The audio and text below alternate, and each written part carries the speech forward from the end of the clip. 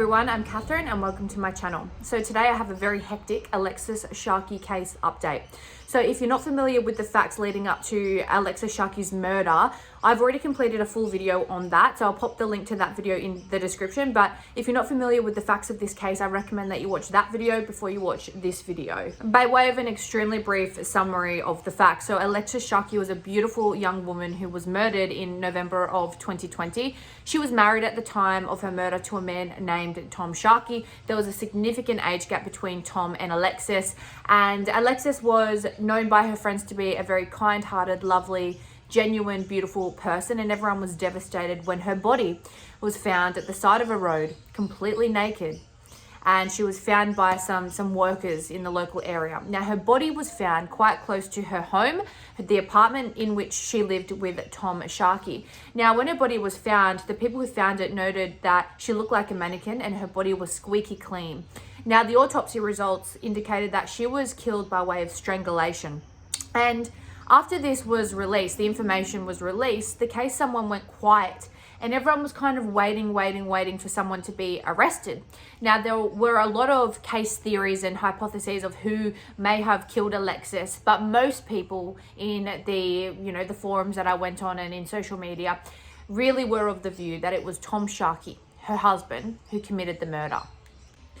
So at the time leading up to Alexis's murder, she was having issues with Tom. The police have now come out. So the way I've obtained this information with the update is from the Houston police. They've given a conference with respect to what's happened to Tom, and I'm going to talk about what happened to Tom in this video. So basically, the police investigation has determined that Thomas Sharkey, Alexis's husband, was the only person who had the means and motive to have committed the murder.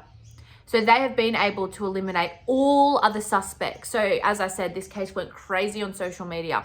But it's interesting, the police, the sheriff who gave the officer who gave the statement, the conference, said that apparently Tom Sharkey himself had proposed some people that might have committed the murder. And so the police had to investigate and clear all of the suspects. So this is why it took them so long to arrest Tom, or attempt to arrest Tom, but we'll get there. So the officer who came out and spoke said that the police were able to establish that there was a history of domestic violence between Alexis and Tom.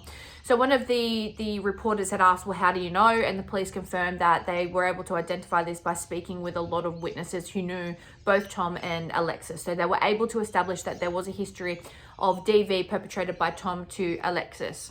So the other thing that led police to believe that it was definitely Tom who committed the offense was that they asked him for his evidence. So you'll remember he gave his police statement, and in my previous video I talk about some of the inconsistencies and how that couldn't have happened because of this or that, or they'll look at the phone records and surely they'll be able to disprove X, Y, and Z, and the police said that that is correct. So a lot of what Tom said had happened on the night, they were able to disprove, and they were able to prove that his story was not correct. What he said had happened was not correct. So just briefly, Tom indicated that he and Alexis were at home. They had a fight. He later then said that they hadn't had a fight, but he said initially that they had a fight, and that he saw her run out the back and jumped over the fence and left in a car. So that was initially his story, and the police have been able to prove that that did not happen, that was not the case. The police have confirmed in the conference that there was evidence that the parties had separated, or they were in the process of separating. Alexis wanted to get divorced, and they've been able to confirm in the conference that Tom did not want to get divorced. He wanted to reconcile the marriage and the relationship with Alexis. So this is obviously evidence that went to his motive to murder her. So that's really important. The police were able to obtain an arrest warrant for Tom Sharkey on the 29th of September of this year, being 2021. But because of how high profile this case is, the police kept it a secret. So at the time that they went to arrest Tom, his family nor Tom knew that he was about to be arrested. So that's really important too. During the police conference, the man in charge, the person giving the conference, explained that they were having issues with Tom giving evidence. So they tried to organize with Tom to meet up with him to take a DNA sample on multiple occasions. And they said that he would always make excuses. And then on the last occasion, he agreed to meet them. they organized a time and a place, and then he gave the man said he gave a very weird excuse as to why he couldn't show up, and then he just went quiet and didn't return the police's communications, didn't provide the DNA sample which the police needed, and then he relocated to a different state, to Florida. So the police obviously grew even further suspicious with Tom. The police have indicated that there was not a smoking gun, a piece of evidence, a piece of DNA found somewhere where it was, definitely Tom. They said that they had built their case on a range of circumstantial information. So speaking to numerous witnesses, obtaining evidence with respect to the parties separating. There had been past instances, and if you've watched my previous video, where Tom would commit offences upon Alexis that were violent. So all of the police, so the police indicated that there wasn't a smoking gun piece of biological evidence. It was a range of circumstantial evidence, but that they met the threshold. So they obtained probable cause recently. So in September of 2021, they received so much evidence that it was Tom who committed the offence. They ruled out all of the other suspects that, they looked into on social media, and the suspects that Tom himself had indicated may be the ones who committed the offences. And then the police attended. So they found out that Tom had been staying with a relative in Florida. It's important that he apparently fled 2 weeks after the incident happened. So that also hindered the police's investigation somewhat and contributed to the delay it took them to finally attempt to arrest Tom.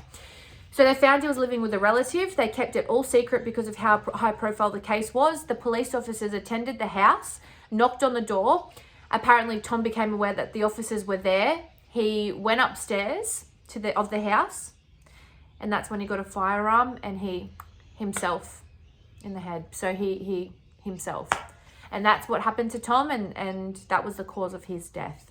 Tom's identity was confirmed by the arresting officers. He also had his ID on him, and his identity was also confirmed by the relative with whom he was staying at the time. The officer commented, and I think this is really interesting. Apparently, Alexis's family, when they found out what had happened, they expressed condolences and genuine feelings of sadness for the Sharkey family.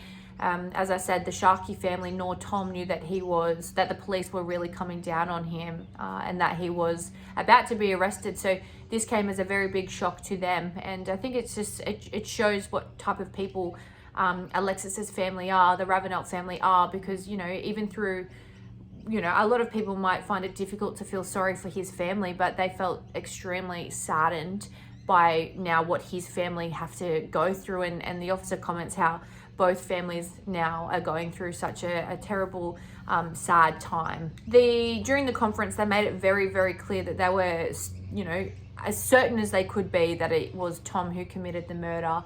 And so hopefully this provides Alexis's family with some level of solace and justice, knowing that it was Tom who committed the offence, and that there's not some random person or another person out there who committed this awful offence on their daughter. But what do you think? What do you think about Tom's reaction to the police showing up to arrest him? Do you think that it was a coward's way out? Do you think he wasn't guilty still, or do you think he was guilty, but that he should have really, attended the hearing and given all the information and admitted what he did, because that would have given Alexis's family more knowledge about what happened to their daughter and why it happened to their daughter? What do you think about Tom's decision to himself? Let me know in the comment section below. If you like this video, don't forget to actually like this video. And if you like this content, don't forget to subscribe to my channel, and I will see you in the next one.